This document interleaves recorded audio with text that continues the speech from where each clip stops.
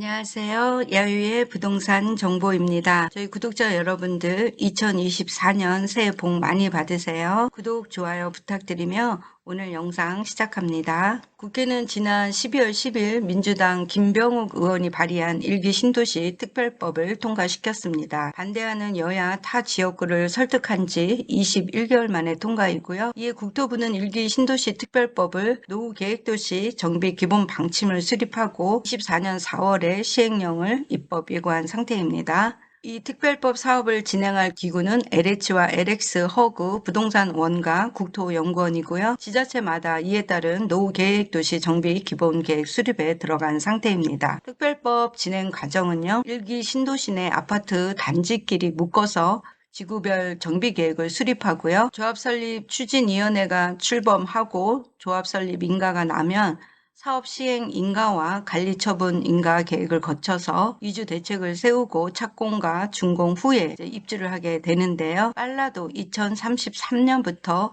실제 입주가 가능할 것으로 예상이 됩니다. 왜냐하면 노후계획도시는 산적한 가제를 지니고 있는데 기존의 저밀도 도시를 고밀도로 개발하다 보면요. 도시 기반 인프라 시설을 다시 깔아야 하고 학교나 공원 등도 늘려야 되고요. 늘어난 인구수로 인한 교육 대책과 이주 대책 등 해결해야 될 과제가 큰 사업입니다. 또한 분담금 문제 또한 사회적 이슈로 대두될 수 있는 만큼 충분한 사업성 논의가 필요하며 이주 대책 또한 가부화가 걸릴 수 있는 만큼 순차적으로 진행되길 바라봅니다. 노후계획도시는 1기 신도시뿐만이 아니라 서울 강서와 등촌 택지개발지구나 신내동, 상계동, 창동, 번동, 수서 등 전국적으로 51곳인데요. 개포와 목동은 이미 재건축 단지에 들어갔기 때문에 이번 특별법과 큰 상관없이 추진될 거고요. 노후계획도시 특별법으로 인해서 가양과 등촌 택지지구 등이 상당히 이슈가 될 전망입니다.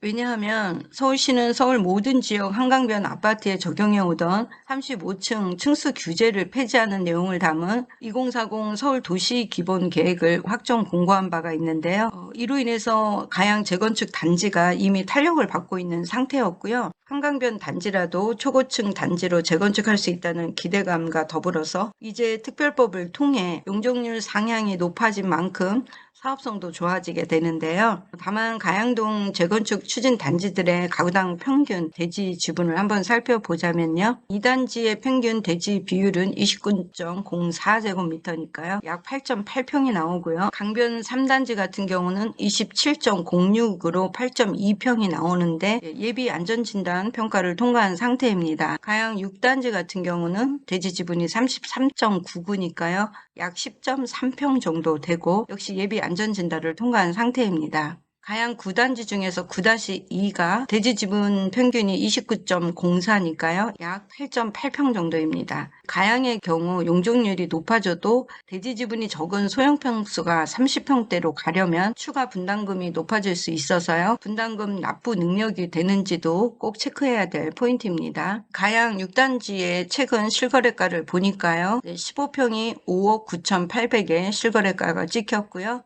19평 같은 경우는 10월 4일에 7억 5,700에 찍혔습니다. 22평 같은 경우는 9월 20일 8억 3천만 원이 찍혔습니다. 3단지 같은 경우는 1개월 평균 실거래가가 15평 기준 6억이고요. 20평 기준 7억 7,800입니다. 이 노후계획도시 특별법은요. 20년 이상 경과하고 100만 제곱미터 이상 되는 택지가 해당되는데요. 다만 면적이 100만 제곱미터가 안 될 경우에는 2개 이상의 택지를 합해서 100만 제곱미터가 넘으면 같은 생활권으로 보고요. 구도심은 이 법을 적용받을 수 있습니다. 가양 같은 경우는 97만 제곱미터이고요. 등촌은 76만 제곱미터이니까요. 이 두 곳의 택지 지구를 합치고 같은 생활권으로 본다면 100만 제곱미터가 넘기 때문에 노후계획도시 특별법을 적용받을 수 있는 입지입니다. 가양은 특히 제2의 코엑스몰과 대규모 업무시설이 계획되어 있는데요. 빠르면 올해 안에 착공할 수 있기 때문에 이러한 호재와 맞물려서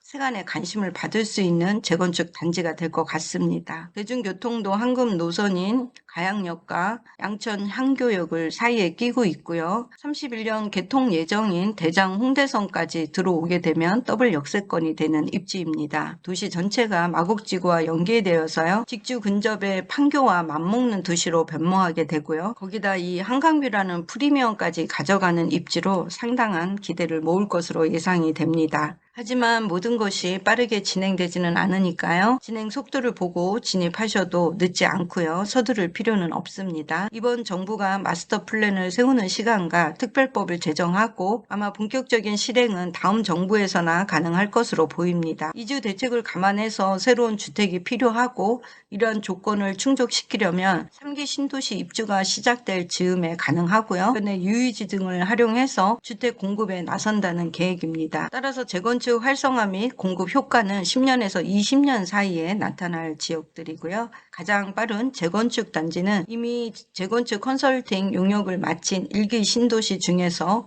분당과 일산인데요. 이 중에 선도지구를 올해 안에 선정한다고 하니까요. 이번 특별법을 사실 가장 반기는 지역은 분당 신도시입니다. 선도지구로 분당 신도시가 좀 유력해 보이고요. 현재 1기 신도시 평균 용적률은 분당이 184%고요.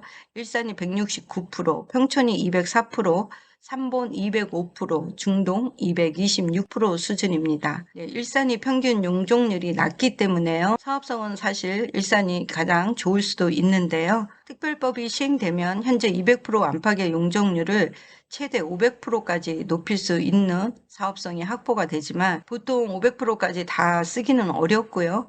350%에서 400% 사이가 나온다면 분담금이 사실 적어질 확률은 있습니다만 그 이하로 나올 경우에는 분담금이 높아질 수도 있다는 거 감안해 보셔야 되고요. 특히 이 가양 지역 같은 경우는 소형 평수이기 때문에 분담금이 상당히 높아질 수 있다는 부분도 크로스 체크해야 될 부분입니다. 서울은 도시 정비계획과 맞물려서 이 신통계획으로 많이 가고 있고요. 상당히 이 신통계획이 인기를 끌고 있습니다. 그래서 많은 단지들이 이 신속통합기획으로 완료가 되고 있는 상태고요. 가장 고가 아파트로는 이 신통기획 중에서 지난번 영상에도 말씀드린 것처럼 압구정이 있고요. 반포와 용산이 3대장이 될 것이고요. 그 다음이 성수와 여의도가 가장 큰 핵심지입니다. 다음 가격대 후보군은 바로 이 송파와 목동이 되는데요. 이 부분도 진입 장벽이 높다면 그 다음 후보군으로는 1기 신도시 재건축 단지들이 될 것 같습니다. 현재는 부동산 시장 침체로 1기 신도시 특별법에 대한 시장 반응이 좀 약하지만 전체적인 마스터 플랜이 나오면 관심은 상당히 높아질 것이고요. 이 창릉 신도시 시험부지 주택용지가 유찰되는 사태가 일어났습니다.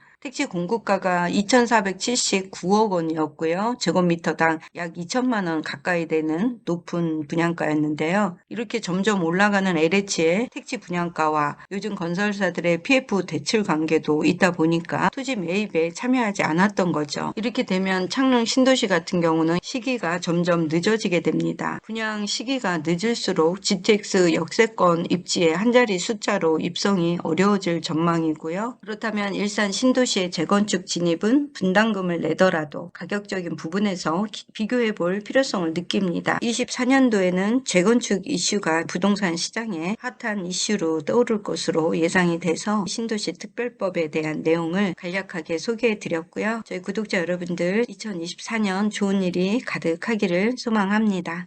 시청해 주셔서 감사합니다. 다음에 또 만나요. 안녕.